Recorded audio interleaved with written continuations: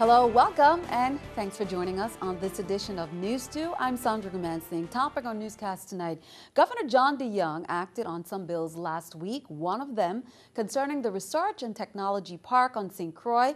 It did not get his seal of approval. According to the governor, the territory might not be benefiting from the tax breaks that some RT Park tenants currently enjoy.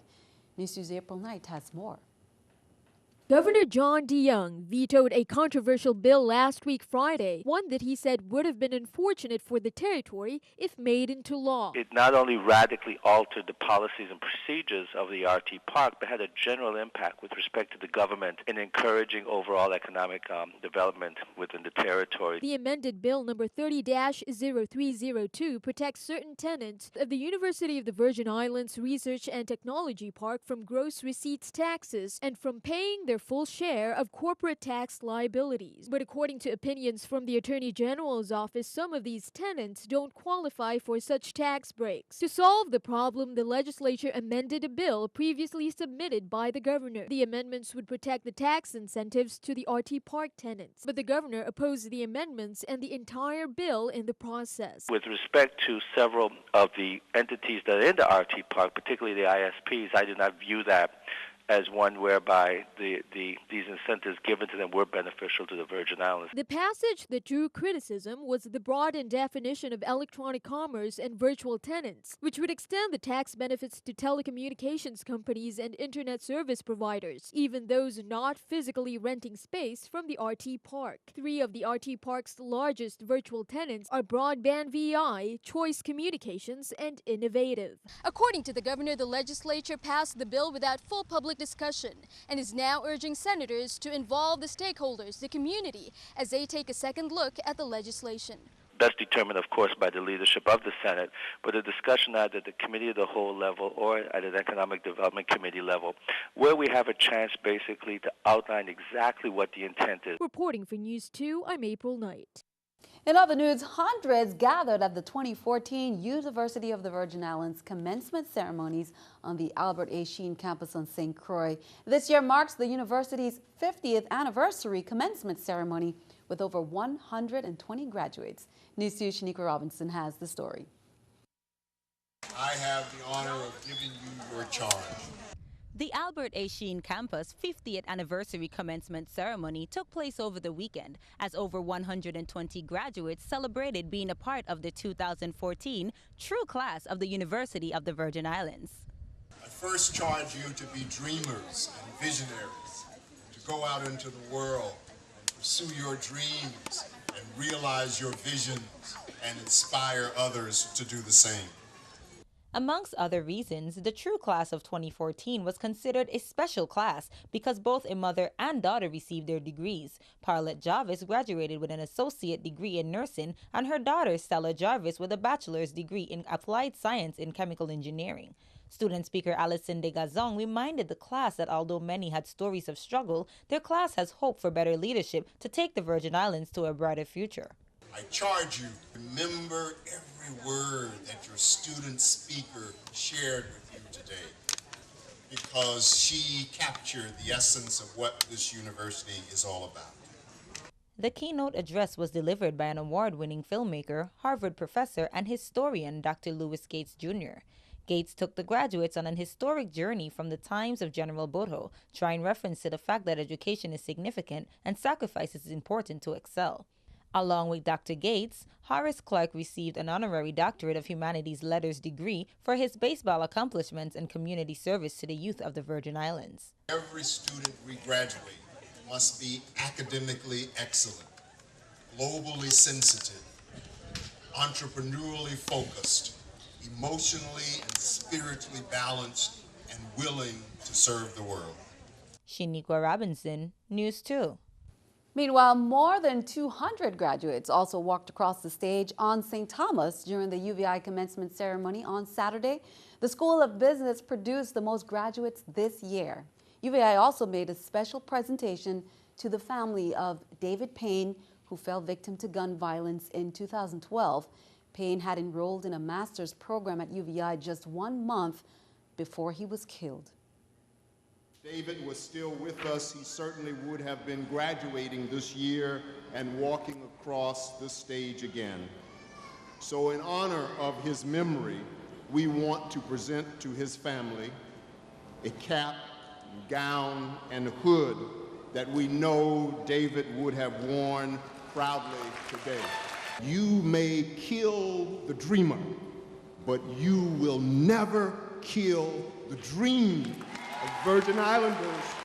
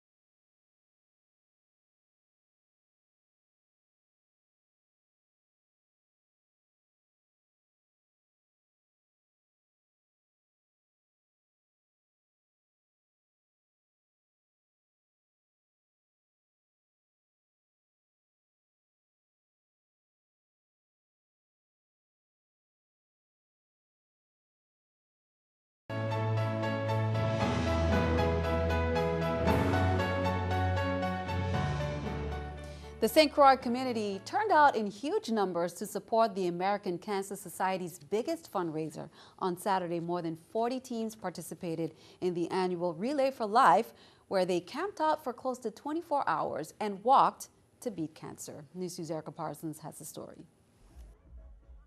People jogged, walked, ran, and danced their way around Complex High School's track for nearly 24 hours to support the fight against cancer. A lot of our members have family who have are cancer survivors or passed away from cancer. So we try and do it in support and memory of them. 43 teams assembled for St. Croix's annual Relay for Life event this past weekend, walking laps for the cause. It's very competitive out here, very, very competitive. It's like an Olympics. You know, they get these top class runners, you know, and everybody's out there trying to get the most laps. This year's theme, Finish the Fight, All We Are One. We want the community to help us fight against cancer so we can put an end to cancer. And no matter where you come from, all of us are one when it comes to fighting cancer. Cancer survivors took their lap around the track as a sign of victory, and the luminary ceremony was held to honor those who lost the battle. This year, organizers added something new. We're going to have the fight back ceremony for the first time this year. That happens throughout the nation, but it had never happened in the Virgin Islands before. So this year, for the first time, we're going to have the fight back ceremony. Teams took turns talking about what they plan to do all year long to help save lives from cancer, which included prayers, education, encouraging doctor visits, and being a support system. And while the lights were out, the lit candles spelled out faith, a change from the usual word hope. The effort raised more than $100,000, and organizers say it's a battle that needs every hand. It's a community event that everybody should support, so if you ain't do it this year, make sure next year you do it. Erica Parsons, News 2. Now, Relay for Life on St. Thomas will be held June 21st to June 22nd, starting at 4 p.m. Organizers say it is not too late to sign up to be part of a team. Please contact the American Cancer Society at 775-5373 for more information. Helping others in a positive environment. HOPE and its board of directors, they're holding an opening and ribbon cutting of its chronic disease clinic located at number 57 Dronnigan's Gata, and that's on Tuesday, May 20th at 10 a.m. Established in October 2000 as a grassroots community-based organization, HOPE Inc., throughout its 13 years, have been successful in providing services to more than 15,000 residents throughout the St. Thomas St. John district of the U.S. Virgin Islands. Between January and December of 2013, HOPE Inc. provided chronic disease and HIV prevention services to approximately 3,000 individuals at no charge. The first annual tattoo contest was held Saturday at Pirates Tavern on St. Croix. This fundraising event, sponsored by the Crew de Croix, brought out some of the best unique and detailed body art in the territory. There was plenty of originality, from celebrity tattoos to animals, movie and TV characters, and pets. 10 contestants were judged in a runway-like atmosphere. And if that's not enough, there was also a throw a pie at a politician contest. Senator Nellie O'Reilly and Marvin Pickering became playful targets for whipped cream pies. Lucille Ball is like one of my idols and heroes, and I have every episode on DVD, and so I found this picture and I just decided to get it tattooed. Focused really hard on my target, and I'm not left-handed, but I gave it my all. Sorry, Nellie. Some great artwork there and looked like a lot of fun. Well, California Chrome is one step closer to making history after running first in the Preakness this weekend. While most eyes were on California Chrome, others had an eye on the real fun, the coveted infield. Our News 2 DC correspondent Natafa Romain made the trek to Baltimore to bring us the story. California Chrome was the talk of the town this weekend as it made its way to the Preakness to capture the second jewel of the ever-elusive Triple Crown. But for others, it was more about the experience. The glitz, the glamour, and the races. It's all a part of the Preakness here at the Pimlico Racetrack in Baltimore, Maryland. And while the races are the main attraction, there are plenty of other activities that adds to the draw. And what a draw it was. Even if you're not a horse racing fan, the Preakness is an experience like no other. Even for the folks who have attended the Preakness several years in a row, it never gets old. It's lots of fun, and you get to dress up and meet good people watching. Yeah, great people watching. And there's good music too, like lots of concerts, and you can do like so many different things. Like you can eat, you can drink, you can dance, you're partying, and you get to hang out with good people. Just the fun, the festivities, the excitement.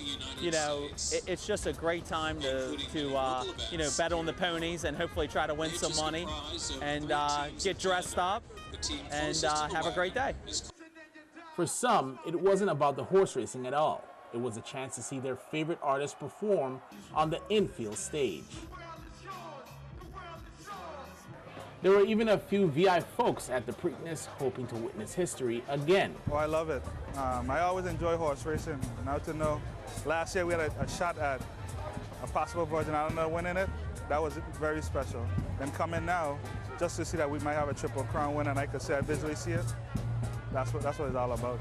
Regardless of what the draw was, the experience of the Preakness was a great time. In Baltimore, Maryland, and Tafaro, Maine, News 2.